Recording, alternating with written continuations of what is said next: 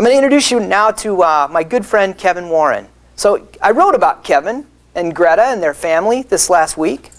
It's been a joy to get to know this guy. I'm a Minnesota Vikings fan, I'll just say it. And I have this fabulous jacket, right? And if there was ever a day to wear the purple jacket, it's today, right? Yeah, absolutely. But the Kevin Warren that I know is a man of great character and resilience. He spoke at our breakfast 2 years ago this month. We were back at Minnesota Valley. We had about 110 people in the room. Grown a little bit since then. And in that time, he's been promoted to the Chief Operating Officer at the Minnesota Vikings. He's also helped break ground for the U.S. Bank Stadium that's rising from the spot that the old Metrodome sat. And there have been a number of other things that have happened to the Minnesota Vikings as a business. And he's been right in the center of all of it. But when you dive deeper into the story, this is a man who had a very traumatic accident, bicycle car accident when he was a young kid. And he rose up to have a Division I college basketball scholarship. Not only that, but he eventually became a member of the Hall of Fame of Grand Canyon University for his work as a basketball player. He also graduated from law school at the University of Notre Dame. And today, he is the highest-ranking business person as a chief operating officer, an African-American business person in the National Football League.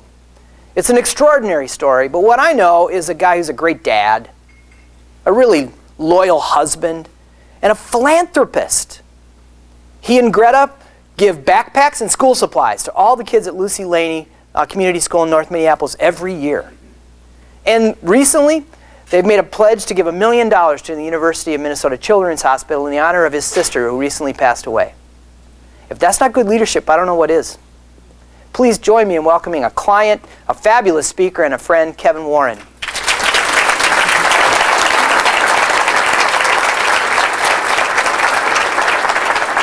Paul, good morning. Great to see you. Good morning. Go ahead and sit that water right up there. Thank you. I brought this on stage because I just have to apologize up front. I'm a very emotional person, which has paid dividends at certain point in times in my life. And others, it probably has not been that good, but I am who I am. So I have been in an emotional state this entire year. So I figured if I shed a few tears so I don't get too embarrassed, I brought that on stage. And if I don't, at least if I sweat a little bit, then I can wipe my face. But I'm gonna have to call Paul back up here for a second and give him a tip because, and I do watch every dollar, so this is big, okay? Okay. Here's a $20 tip because he introduced me. And he's already spoke so positively that he's looking toward hearing me speak today, and he doesn't even know what I'm going to speak about. But I say this as a friend. So many times in our country, we tip servers in restaurants after the meal. After we ate half the steak, told them how it wasn't cooked properly, complained about the wine, complained that the potatoes were cold, run all of the servers through the ringer, and then we give them a tip. But if you really know what a tip stands for, it stands for to ensure prompt service. The origination of the tip started in a coffee house in London, and you would go into the coffee house and you would give the person working a tip to ensure prompt service. So because he already said that he's looking forward to hearing me speak and he knows I'm going to do a good job, I'm going to tip him on the front end before he gets mad at me if I don't do a good job today, okay? So I just wanted to give you a tip on the front end. Happy to take it, man. All right, Happy to take it. And I say that sincerely because hopefully you'll walk away with a few things you can write down today. But next time you go to dinner, hopefully tonight, give the server a tip when you order. I'm serious. Go to dinner, and as you put in your order, give the server a tip before you order. I don't know a lot but I will guarantee you that the service you will get, your food will be probably one of the best meals you've received. The environment will be great. So try that. And the reason why I say that, and I say that sincerely to Paul, is that there have been a lot of people in my life who have given me a tip before they've even seen me perform, because they were pulling for me. They were in my corner. They really wanted me to get out of me everything that God had put into me. So try that. And we need to do that more often with our loved ones, people we work with, people we're married to, kids that we're raising, our parents, our grandparents. Give some tips before you see their actions, because it's easy to give someone a tip after you see their actions, but it's special if you can give someone a tip before they even perform. I didn't plan on saying that this morning, but based upon you said that I'm going to do a good job, so I wanted to give you a tip. If you came here this morning, let me get to it, to hear about U.S. Bank Stadium, although they're one of the sponsors, and our new stadium, and our potential new practice facility in Eagan, and our football team, and Teddy Bridgewater, and all those different things, I'll give you a couple minutes to leave because I'm not going to talk about that today. Paul asked me to talk about hardships. So he kind of gave me the title of what he wanted me to talk about. And if I had to put a title on today's conversation, this leadership breakfast, which is incredible, I would probably entitle it The Necessity of Gratitude. The Necessity of Gratitude. And I get a chance to speak fairly often. I get a chance to meet a lot of people in my walks around the world. And it's amazing when they find out that you work for a professional football team, whether it's here in Minnesota or around the world, they ask you some of the craziest questions. You know, do you get a chance to see the players? And I'll say, you told me you were a school teacher. Do you get a chance to see your teachers and kids every day? Yeah, I see the players. Yeah, I do. Right. Do you travel with the team? Do you know, have you ever met Teddy Bridgewater? Yeah, I have, a couple times. Right. You know Ziggy, don't you? Yeah, I know him a little bit. But these are all the things they talk about, and then they tell me all the things that have really inspired my life. They'll say, I bet because you get a chance to work in the NFL, you get a chance to go to all the Super Bowls, and you won a Super Bowl with the Rams in 1999, the greatest show on turf with Marshall Faulk and Kurt Warner and Isaac Bruce and Torrey Holt and Orlando Pace and Dick Vermeil. Those are things that have defined your life and make you who you are. And I say, no way. The things that have defined my life have been those moments that really have been painful. When my parents got divorced after 49 years and 9 months of marriage. When my wife, Greta, please stand up because she's been with me from literally day one, and I appreciate having a partner. Thank you. It's been my wife, when my wife Greta sent me a page, not a text or not an email, but sent me a page from the hospital to let me know that she wasn't feeling well. When I was at work trying to care for the family, hustled to the hospital only to find out that she had had a miscarriage, our first child. It's those days a couple years ago when I couldn't feel the side of my face and I ended up having Bell's palsy.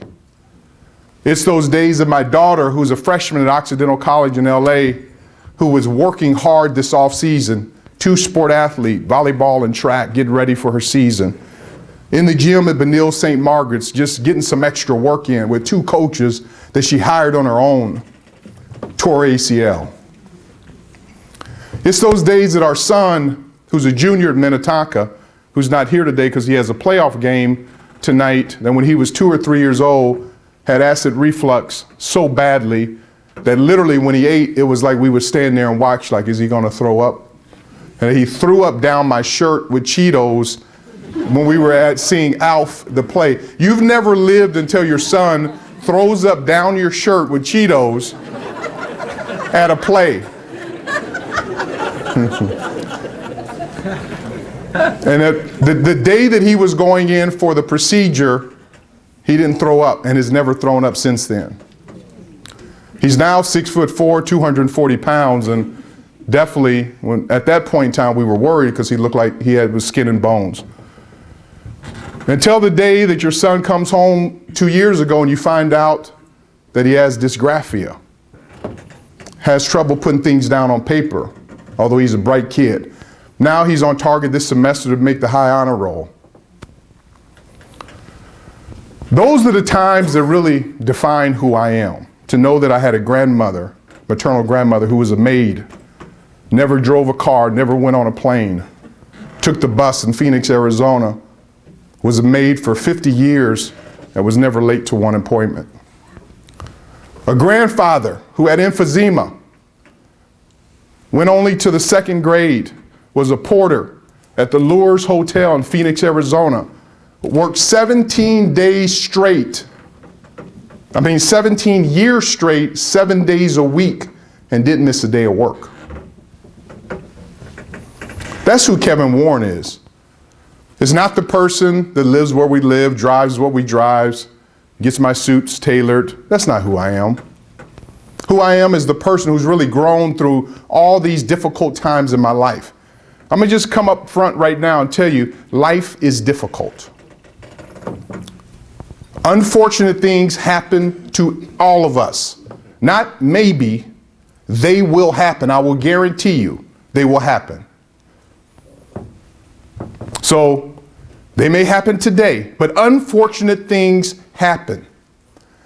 But when those unfortunate things happen, the only thing that I will tell you is that the words that you speak, which you said earlier, that your mom would talk about, and the thoughts that you have will save your life. The other thing is that it's important that you really work on building your muscles of being resilient, because you won't make it in this world if you aren't resilient. And I could sit here, Paul could bring me back every week for the Good Leadership Breakfast, and I could give you chapter and verse on every one of those subjects that I talked about, but today I'm just going to spend a little time on 2 of them. And by the way, I take it as a compliment, because I'm a competitive person, so now the only competition I have is how fast I can get my run in, or how long I can go on a treadmill, or all those kind of different things, how many push-ups I can do. I miss competition. But when Paul told me I was speaking today, I looked at the calendar and I said, that's MEA week. So either he doesn't have a lot of faith in me, or he wants me to fill the room. So I said, I got to fill the room. And I know for you all to be here today, some of you may be leaving right after this. I really appreciate you being here. I'm not going to let you down. So 2 stories I want to go into that are on that list. One of which deals with the picture in the book, which I have that picture in my office. Age 12, get up one morning, have a little breakfast, get on my bike, not bothering anyone, riding my bike over to the local school, play a little touch football, have some fun. Middle of the summer, June. All I hear is some tires screeching. Next thing I know, I feel the impact of a car going about 40 miles an hour hitting me. I fly, they said, somewhere between 35 and 50 feet in the air. I don't know. But what I do know, and that was the first time in my life that I recognized that God had a plan for me, because what I do know is that I landed on a small patch of grass. And later, the police officers, months later told me that if I had been literally 4 or 5 feet either way, to the left, right, front, or back, someone would have been reading and saying prayers at my funeral. I landed on a little patch of grass. That's the first time I really felt an angel on my shoulder to whisper in my ear. Worst pain I ever had in my life. I'm not exaggerating. I'm not here to make this up. It was incredible. They got me in the ambulance and they rushed me to Desert Samaritan Hospital in Mesa, Arizona. I'm from Tempe, Arizona, Phoenix, Arizona. About a 30-minute ride. Well, they didn't have anyone there to deal with the trauma that I was going through, so then they had to drive from Mesa to Phoenix, which is about a 45-minute drive. So I had to be in the back of that ambulance. And I tell you what, to hear all those people talk in the back of the ambulance about, is this kid gonna make it? Probably will be paralyzed if he does. He's in bad shape. I think he's gonna die. Because, you know, I don't know if you've been around people in the medical field. They don't have a filter. They just say what's on their mind, you know. One guy back there was like, man, that dude's in bad shape. I think he's going to die. And the crazy thing about it, because we didn't have cell phones at the time, no one could contact my parents. There was no texting and calling or whatever the case may be. No one contacted my parents. So I was alone as a kid, scared out of my mind, hearing these people, adults, and all these uniforms telling me that I'm going to die. But there was one lady in that ambulance that kept saying, don't say that. Don't say that he's going to be okay. Don't say that.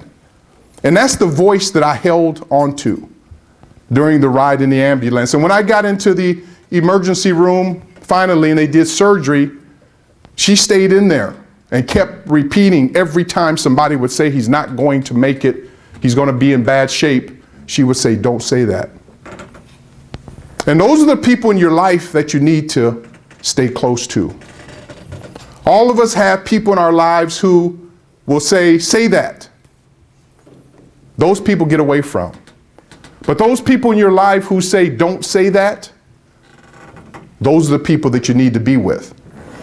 So I had a compound fracture of my right femur, the largest bone in your body. Bones were laying on top of each other. Had emergency surgery. I was in the hospital in traction. That's the picture that you see, for 7 weeks. That's the good picture. I didn't show you the bad picture. The bad picture, after 7 weeks, then I went to a full body cast for 7 months. All the way down my right leg, halfway down my left leg, a stick in the middle, up to my chest for 7 months. You've never lived until you have to go to the bathroom in a bedpan for 7 months. When you get home tonight, I give you a little homework. Try to drink and eat your meals laying down. Try to eat laying down. I did that for 7.5 months. Not fun. I don't know how you grew up. I know how my kids grew up now. They got all these gadgets in their room. I mean, literally, it's nothing bad to send a kid to a room now because they got more stuff in there. But when I grew up, we had one TV in our house. And I can tell you what, it wasn't in my bedroom. But I spent a lot of days and hours and time lonely, just thinking about the meaning of life, even as a 12-year-old kid. But as I look back, those are some of the greatest times in my life because I learned to love myself. And I learned not to just live in a state of distraction. So when I came out of that, one day when I was in the hospital, that lady who said, don't say that, came back to visit me. And she came in and she says, I knew you would make it. I know you'll have a great life. I've never seen her since that time. I wish I knew who she was because I'd give her a hug today. Because those words that she spoke in that ambulance and in the emergency room and that day in my hospital room have resonated with me my entire life. Don't say that. So after I got out of the body cast, I gained 85 pounds. My nickname at school was Fatty, and I was a thin kid growing up. People made fun of me. I could barely walk. But I made up my mind then that I was going to fulfill a goal to play college sports. I remember the first day, the first time my sister was going to work out with me. I had all this plan. I'm going to get out of the hospital. I was going to run a mile. I couldn't walk 10 yards. But there were people there encouraging me. 5 years later, I got an opportunity as a 17-year-old kid from Phoenix, Arizona, to go to the University of Pennsylvania to play basketball as a freshman. The box score that's in there on the back was on December 17th, 1981, my freshman year. I just turned 18 on November 17th. I was 18 years old in 1 month. We played the Louisville Cardinals in Japan. So there's a lot of stories in that. Tokyo, Japan. Denny Crum was a famous coach. Louisville had just won the championship the year before. They went to the Final Four that year. But as a freshman, I went in, played 6 minutes. Scored 6 points, had a couple rebounds. But it wasn't what happened on that, is that when I was at that scores table and the referee signaled me in, that's when the angel of the Lord came back again. And I heard that lady's voice saying, don't say that. And felt like I had a piece of wood in my throat, my eyes welled up. I realized that God is good. And to give me an opportunity to have a chance to fulfill a dream that I'll never forget. Unfortunate things happen in life. Second story I'd like to share with you is about my sister Carolyn. I loved her to death. I got that call, and we all get that call one day. If you haven't gotten it, you will get it. I'll promise you. That call is when your phone rings and you know that someone's calling to tell you that someone died who you love. That call came on November 23rd at 3 o'clock in the morning in Appleton, Wisconsin. I was in my hotel room the day we were playing the Packers last year, and that call came in. And when I looked and saw 480 from Phoenix, I said, they are not calling me to ask me what the weather is like in Green Bay. They're calling to tell me that Carolyn had passed. Carolyn fought a courageous battle with cancer for 4 years. Started off as breast, then it went to lung, then spine, and ended up in brain cancer, and she passed. Wonderful lady. But I'm convinced that her positive attitude is really what carried her for those 4 years. Did she deserve to get cancer? No. No one does. But it was her positive life, and Greta and I were together. We wanted to get her something special because we had heard juicing may be good from a cancer standpoint, so we went to Wilson-Sonoma and to Biltmore in Phoenix. I don't get out much. I don't go to stores, which means I really don't know how much stuff costs. But all I know is we paid like $489 for a blender. And I said, you know, that's not the blender that I grew up on. But anyway, this blender was supposed to be good. Well, Carolyn called me one day and she said, this juicing is great. I think it's going to save my life. But I said, what's that noise in the background? She says, I'm trying to put a whole pineapple in this blender. I said, Carolyn, I think you're supposed to probably cut it up a little bit before you put it in there. But I chuckled, but when I hung up the phone, I started to cry because I realized that in her mind, she truly believed that that juicer was going to help extend her life. And I'm convinced that it did. But in her final hours, she sent me a text and she said, Kevin, thank you, goodbye, the storm is over now. And my last time that I got a chance to sit down with her, I asked her, I said, Carolyn, what can we do to thank you? And she said, there's a community of people who get chemotherapy. And there's women, there's kids that have to take the bus in Phoenix or can't afford it or losing their house or whatever. So if you could do something to be able to help them, it would mean a lot to me. So Grant and I prayed about it, thought about it. We made a commitment to the University of Minnesota, their children's hospital. To do that, we started a fund called Carolyn's Comfort. And it's been amazing what has happened with that. There are a couple stories, because I'm a little short on time, that I could read to you. But when you hear stories, they've made 39 grants already in the last 10 months. And you read stories. One of them was about a guy who had some facial structures and couldn't wear contacts because of the deformities. Couldn't wear glasses. But we were able to help to get him some new contacts that now he's able to go back and get his GED. There's kids who have their legs amputated who couldn't afford a brace.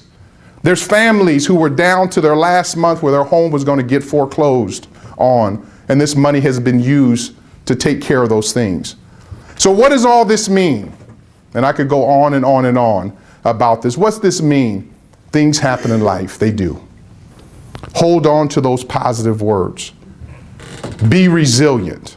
And I'm going to give you a little homework because Paul likes giving us homework. Here's what I want you to do when you leave here today, okay? Is that there's a story in the Bible, not a parable, but a story in the Bible in the book of Luke is about 10 lepers. Leprosy was a horrible disease. These 10 people could not come into the walls of the city. And one day, as Jesus was passing by, they ran up to him and begged to be healed. He healed them all 10 lepers. And they ran away so happy to go home to show their family and their friends who they couldn't see that they'd been healed. And there was one person, happened to be a Samaritan, turned around and ran back and got down on his knees, and he praised God for healing him. He just said, I wanted to say thank you. So what I want you to do today, and we're going to select teams because I want to do this. If you want to make the freshman team, I want you to write or call someone today that but for them, you wouldn't be here today. Just one day. Pick up the phone or write a note. One day. That's the freshman team. If you want to make the junior varsity team, for the next 16 days through Halloween, I want you to call or write someone every day for those 16 days who, but for them, you wouldn't be here today. If you want to make the varsity team, for the next 42 days, which there's 42 days if my math is correct between today and Thanksgiving, you need to call or write someone who, but for them, you wouldn't be here today. And if you want to be an All-American for the next 77 days between now and the end of the year, I want you to call or write someone, but for them, that you wouldn't be here today to tell them thank you. And it's interesting, the number 7, from a biblical standpoint, is about completeness. The number 7 in the Bible is listed 735 times. So many times we go through life and we're so focused on complaining and moaning and groaning and woe is me. Stuff happens. People live, they die, they get in accidents, they get cancer. People who want to have kids can't have kids. People who want kids don't want the kids. People get divorced, planes crash, people getting wrecked. Stuff happens. But when you add it all up, for us to be here this morning in our right mind, healthy, to be able to listen, learn, talk, we got a lot to be thankful for. So that's why I said it should be really the necessity of gratitude. I am so grateful. I am so thankful to my family, to my wife, to my kids, to my friends, to my co-workers, to people in this room, people who've touched my life, that there is no way that I can be in a bad mood. So I challenge you today, as you leave here today, to be grateful, to be thankful that you have another day to get a little bit better, to become a little bit better, to tell someone that you appreciate them, and to thank God for all of your blessings. So whatever you're going through, and either you just came out of a storm, you're in a storm, or you're getting ready to go into a storm, whatever that is, use it in a way to a positive standpoint. Carolyn could only dream that the words that she spoke to me that day, that I articulated to Greta, that within the next 10 months, 39 families, their lives have been changed. And if you have nothing to do on Monday evening, from 6:30 to 9:30 p.m. at the David Yearman store in the Galleria, they're rolling out their men's fall collection, and a portion of the proceeds will go to Carolyn's Comforts. You don't even have to buy anything, but just come by. Paul, thank you for the invitation. It's been a pleasure to be here today. Have a great day.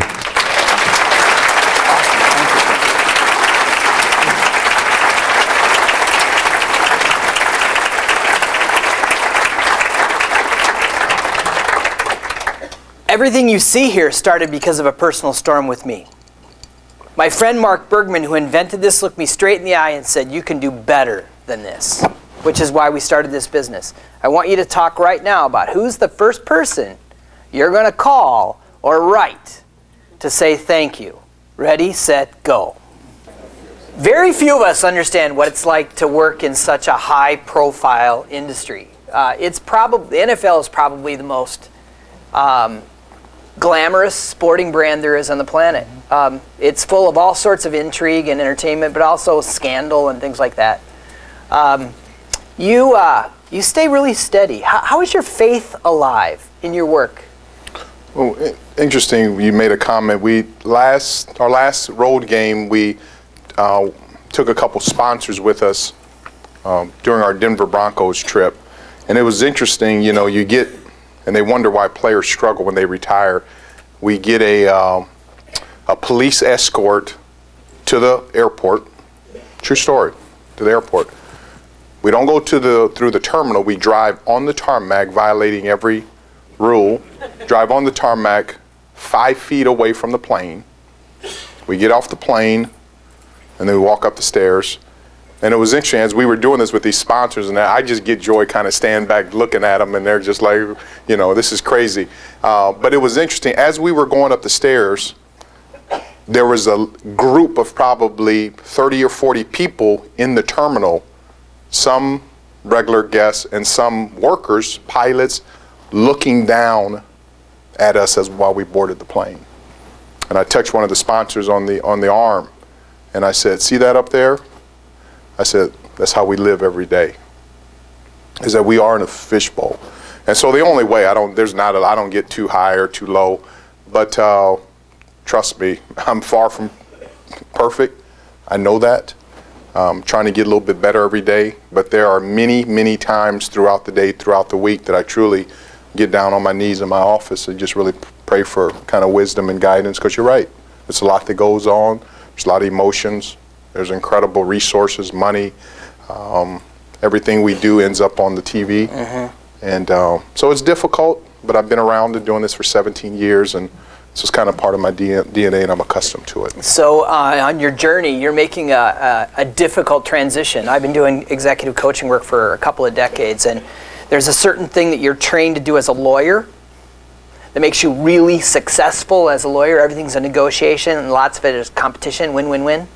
And then when you turn into a leader at a high-profile level, like Chief Operating Officer, Minnesota Vikings, that's a huge transition. What are you learning in this transition from lawyer to leader? I'm learning, and hopefully the people who I work with every day, and I love them to death, is that hopefully they've seen some improvement in me. I really am trying. There's some days that I close my door and kind of bite my tongue and teeth, but I hope you all bear with me. I'm getting better. You're right. I think that the biggest thing that I'm learning, I've always been a people person and invested in people, but I think the biggest thing that I'm learning is that it truly is all about everyone else. And so I try to spend the majority of my day I can't fix everything, because my DNA is, if I see something, I'll just go do it myself. And what I'm trying to do is just to really continually be there as a support system, to people, be very direct and honest, but that hopefully that they know when I'm not around that I've got their back. I'm going to do everything, and if I tell them I'm going to do something, I'm going to do it. And I'm just trying to really build an environment for us to win a world championship. My next question has to do with the funny question about, do you get to meet the players? That's just hysterical, isn't it? You not only meet them, but you mentor some of these people. Some of these young athletes who are finding their way to the big city for the first time like this. What do you hope that each one of these wealthy, talented athletes would learn in the first week of training camp that would go with them for the rest of their lives? I think a couple things is that it's a blessing for them to be able to do what they do, that you never forget. I tell people all the time that it's 48 hours of football a year. When you think about it, 16 games and basically 3 hours a game.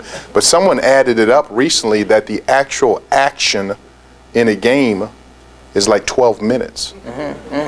There's typically 120 plays, and each plays 5 seconds or whatever. It's not a lot. And so because of that, you just have a short period of opportunity. That's number one. Secondly is that every day that you get up and walk out of your house, even in your house, is that you're a brand. And you're building your brand whether you want to or not only the players, but all of us, but especially the players. And so there's no such things as I'm just going to post this on Instagram or, I'm going to just do this or do that. Every time you do something, either it's building your brand or it's taken away from your brand. Thirdly, if you had to pay for all of the opportunity to change the world, if you have to pay for that TV time, it's in the hundreds of millions of dollars, and you have it really for free. And the bee that fertilizes the flower the most robs it the most too. So, because the NFL is we're going to get every ounce out of the players, out of all of us. And so you better go into it that you better kind of have a chance to take away from there, and that it doesn't last forever, and they have to not only save their money, but understand how money can work for them. Last question, thank you. Not all of us have such a vivid story as the woman in the back of the ambulance who can say something you'll remember for the rest of your life. I know you wish you could thank her. She promised you'd have a great life. What can we expect from you looking forward in your life? I think the biggest thing, and there's a young lady here, also Karen Sullivan and Kathy Paper, who are helping me to put all of these thoughts into a book. But I think what you can expect is that hopefully I'm getting better each year, and something I'm just so desirous of, really for everyone else, because I have one already, and once you have one, it's pretty good. It's cool to have two, but if you have one, you're okay, is I have a World Championship ring and a Lombardi trophy. But I just really fantasize every day about bringing that trophy home to the Twin Cities, not only for the people that I work with at the Vikings every day, but really all these fans, because they think they know how good and sweet it's going to be, and they really have no idea. And Coach Vermeil, who mentored me at the Rams, said something to me, and I'll never forget it. He said, the moment the people in this organization realize that when we get our Super Bowl rings, they're all going to look the same. That it's not like they got some for the players and they have a different for staff. They're all going to look the same. So I think the moment our organization really recognizes that we're in this together, but I dream about it. I close my eyes and really think about the day that the commissioner hands Mark Lenny, Ziggy, John Wolf over that trophy, just to really see how it impacts not only their family, but our franchise and everyone associated with all the people who dedicate themselves every day. That's really what I dream about, and I think when that happens, as I tell Lester Bagley all the time, they think I'm joking, but I'm not. I'm going to win my last game. When that happens, no matter when it is, I'm done. So if it happens this year, I'm San Francisco. The team can come back. I'll come back for the parade, and you and I go on a speaking deal, but I'm done. I'm going to win my last game. And I'll wear this jacket every day for a year when that happens, pal. Awesome. Thank you, Kevin Warren. Thank you so much. Yeah. So